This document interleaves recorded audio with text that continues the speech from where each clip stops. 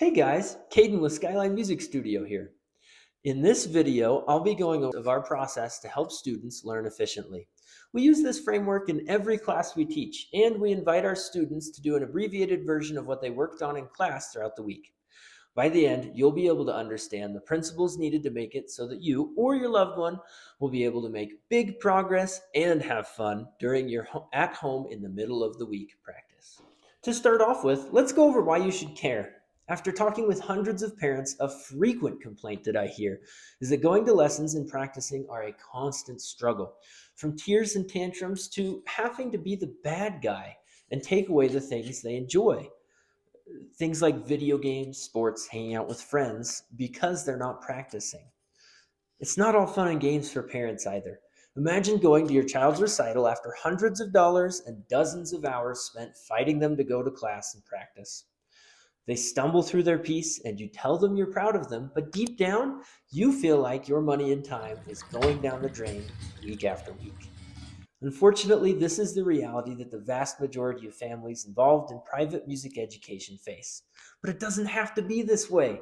After working with hundreds of students of all abilities, ages, and limitations, and thousands of hours in lessons spent experimenting, I'm convinced that this learning process that I'm about to show you is the universal answer to fun and progress in music education.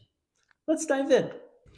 The first step is a mental shift. Instead of thinking of practice as the Tuesday night MMA fight or a boring chore to be done, think of practice as a job your child shows up to achieve a specific goal. In this case, reaching the music goals they set for the week.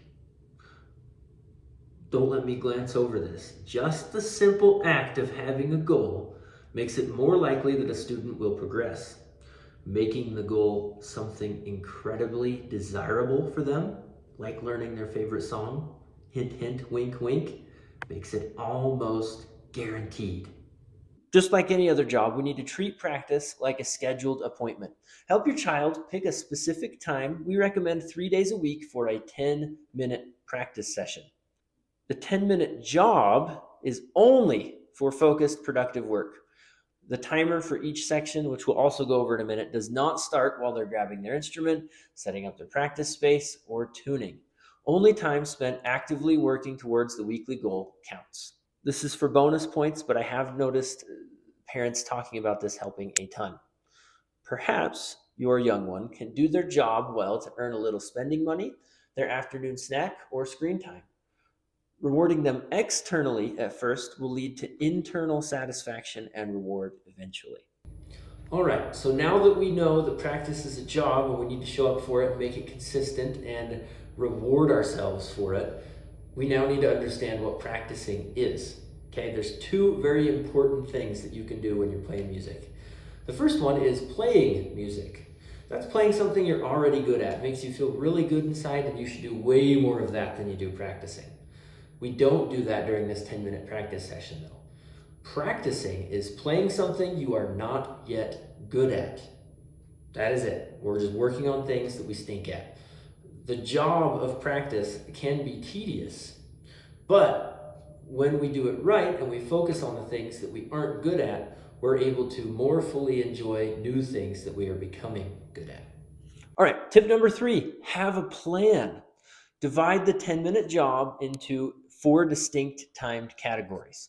This ensures that no time is wasted, it prevents burnout, and guarantees all aspects of musicianship are covered. Here is our proven 10-minute structure.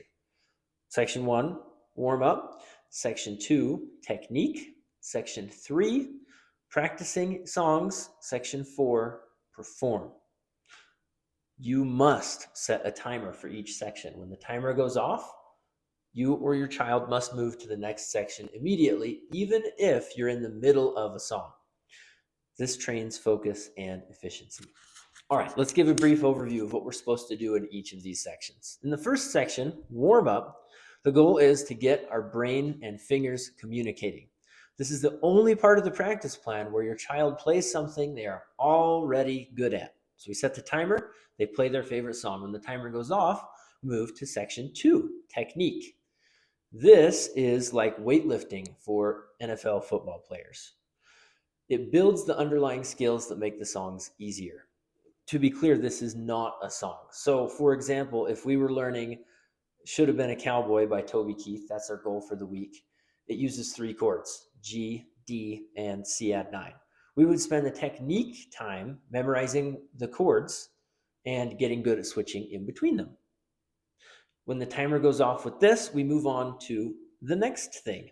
Section 3, practicing songs. This is where your child does what most people think of as practice. The goal is to find the specific spots in the song that they're working on that they're not good at yet.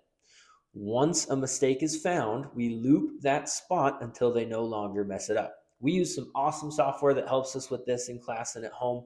We're able to select even just one note or a measure or a whole section and play along with it until the mistake is gone. And when the 3 minutes ends for this, we move on to section 4, perform and create. The goal here is to attempt the goal for the week. To keep with the running example of being able to play Should Have Been a Cowboy by Toby Keith as our goal, we're going to hit play on the song and we're going to play along with it all the way through or until the timer goes off, depending on your preferences.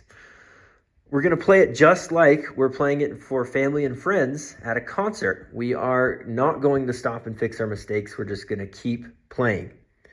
Go ahead and do this at a speed that's comfortable if you can't do it at full speed quite yet. When you're done with that, you're done with your practice and you can go about your day.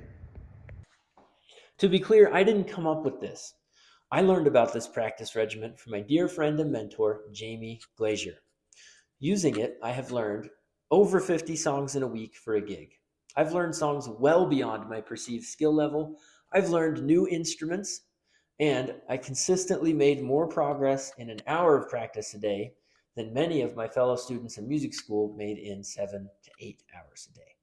It doesn't just work for me either. Using this method, my students have achieved exceptional results. Here are a couple of examples. Dolly says that I heard Caden had figured out an efficient teaching method, but during her first few weeks of class, my daughter advanced well beyond my expectations. In fact, in our first feedback call, she had shared that her daughter had made more progress on the guitar in these first few weeks of lessons than another daughter of hers had made in 2 years of traditional piano lessons.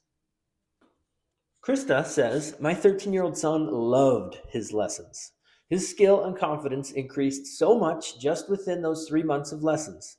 It was really amazing to watch how every week he knew more and more chords and songs and strumming patterns, and now he wants to practice every day because it's enjoyable. At least half of progress is attributed to students' work ethic. After all, if they refuse to play, they won't get any better. That's the one kind of student I can't help. However, the other half comes from a teacher and method that helps students get excited about learning and makes it as easy and efficient as possible. I'm confident in saying that at Skyline Music Studio, we've cracked the code on how to make this happen. If you'd like, if you're not already taking lessons with us, click below to schedule a call with me and we can see if this is a good fit for you. Thanks so much for watching, and please comment with any questions and big wins from being able to practice the right way at home now.